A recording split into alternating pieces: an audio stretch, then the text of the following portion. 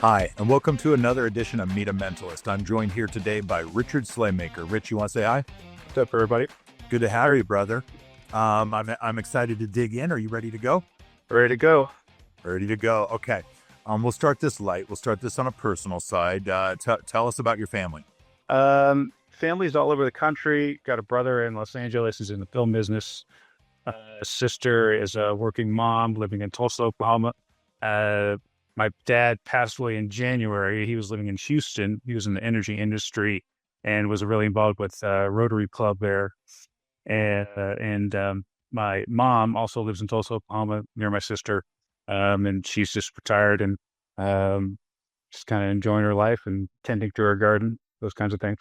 So very good. So family a little bit spread out. I don't know if you're from Tulsa. I don't know where you live. Where do you live now? Lakewood, Colorado, which is kind of West Denver. It's nice because, about 20 minutes from the city and, a 45-minute drive to the mountains. So, and it's nice, kind of quiet area, a little pocket of peace. And been here about 10 years now, which I can't believe time flies like that. 10 years and been in Denver for, this is my 22nd year living here.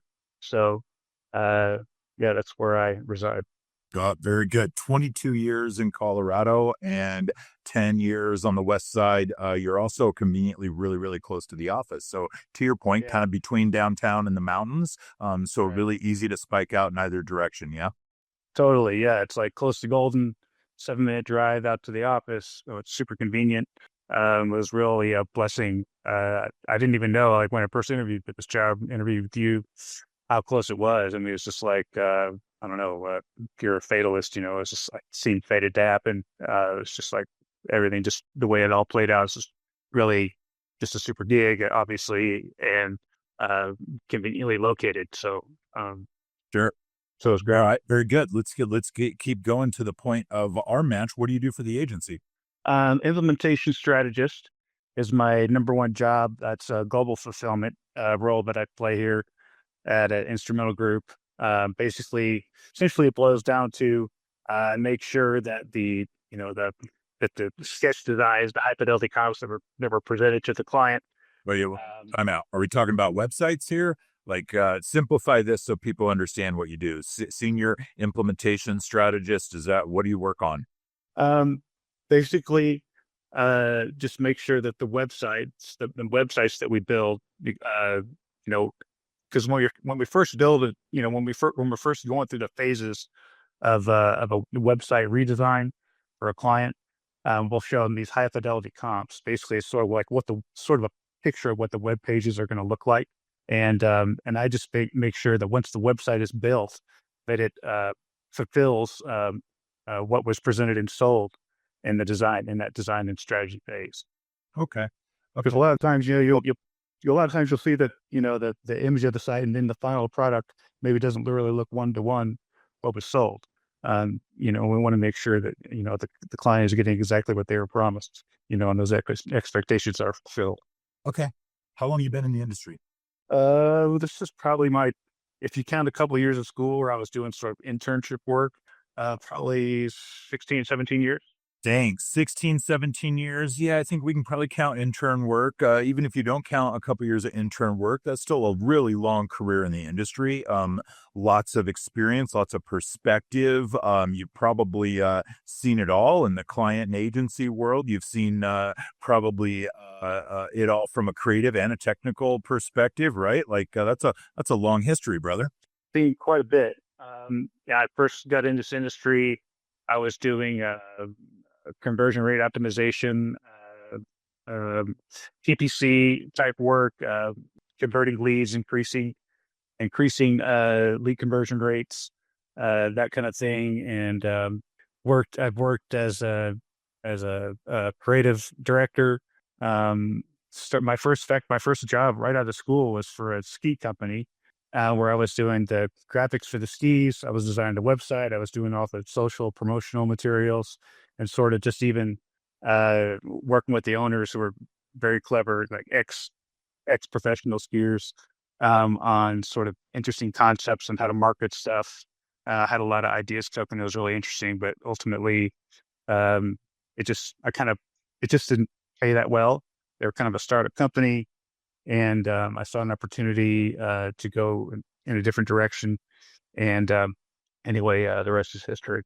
Sure. Okay. So very early on, I think one of the things that makes you unique is your perspective and background that you're kind of touching on for both on the creative side and the technical side, right? And I think you're a rare breed in that you're very creative minded, but you're also extremely technical, and you're able to reference. You have a code base, right? You can code a little bit, you can design a little bit. Your diverse background and stuff like that really helps you solve through, sort of like I think what an implementation strategist does specifically is bend the creative and technical to be able to overlay and match up to your point earlier about what was presented and what was sold.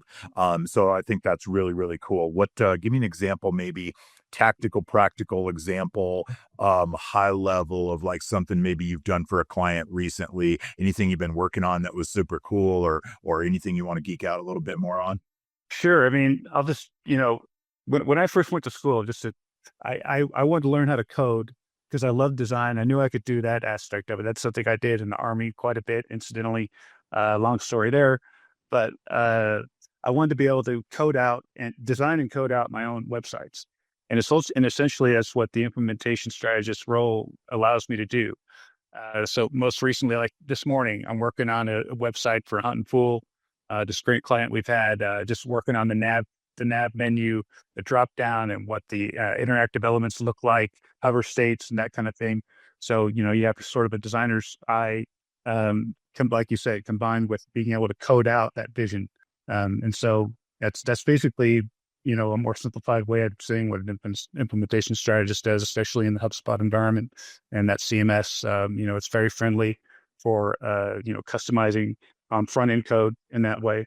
So it's been a real treat to be able to do that kind of work. It's something I get to do daily, just geek out and make stuff. It's a total blast. Very cool. Very cool. Building cool stuff at the end of the day, 16, 17 years into your career still gets you excited. Yeah. 100%. It's like, you never work another day in your life when you find something to do that you really love. I mean, there's certainly challenges, it's not to say every day is just sunshine and rainbows. But it's a challenge that I love. And, I'm just grateful every day that I get to do it. Very good. What about your free time, man? What do you do for fun? Hobbies, interests, activities. I see you've got some sort of button on like vote for Pedro or something. I don't know if you want to get Yeah. into any of that. What's that say? UT sucks. That's the University of Texas, Orange Down. I'm a Sooner for life. I was born in Norman. My dad worked for the Norman Police Department. Was so incidentally when he and my mom were married, living in Norman. When he got out of Vietnam, he was a cop there for a little while, and that's where I was born, just a few blocks from the campus. My dad went to OU, needless to say, and it was just kind of something I was born into. So yeah, UT sucks, and Okay. You have fun hobby. Hardcore Sooners fan, right? Uh, Correct.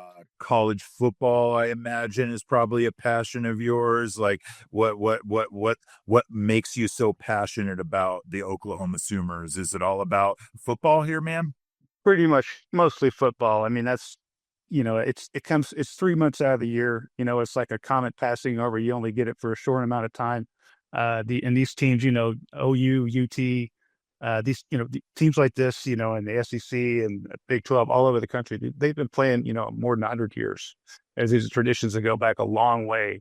And I love the bands, I love the pageantry, I love the colors, I love the traditions, all of it. The fight songs. It's just it's an incredible atmosphere.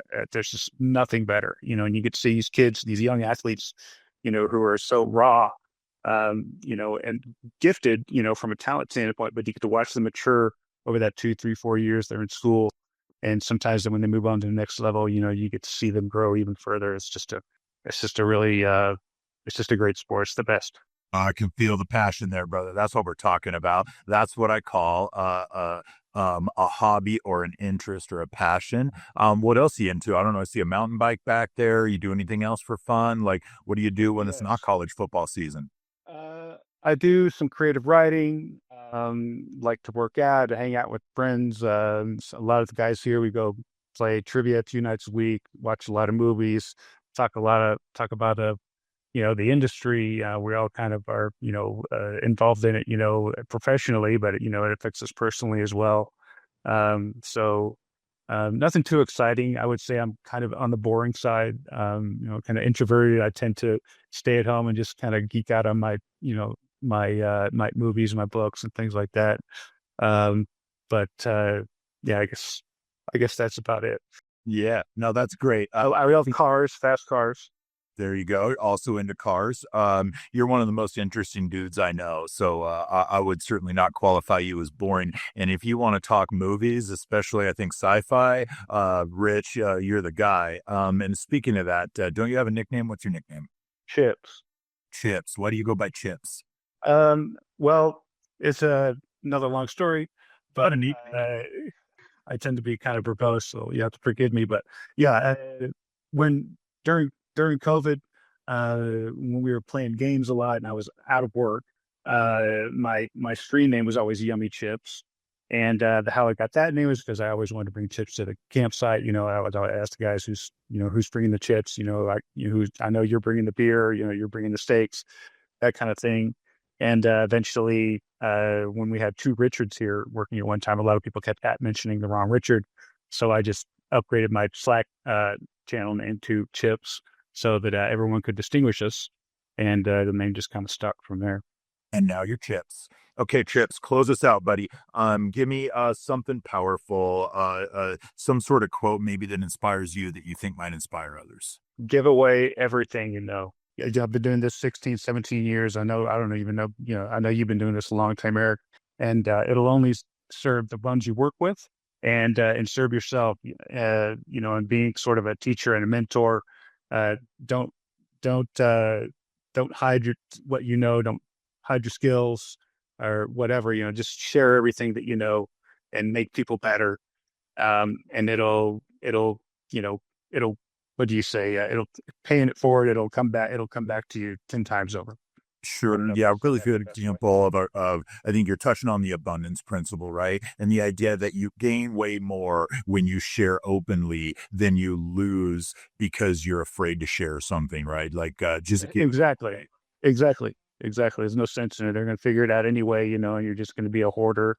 And, or I don't know what the best word is. It's just a great principle that everyone should abide by, especially in this industry. Close us out with it one more time. What's that quote? Give away everything you know. Very good. Give away everything you know. Great words to live by. Chips, it was a pleasure, brother. I really appreciate everything you do for the agency. You are a gem in our culture and really appreciate you, brother. Thank you. Thank you, Eric. Been a All right, pleasure. we'll see y'all.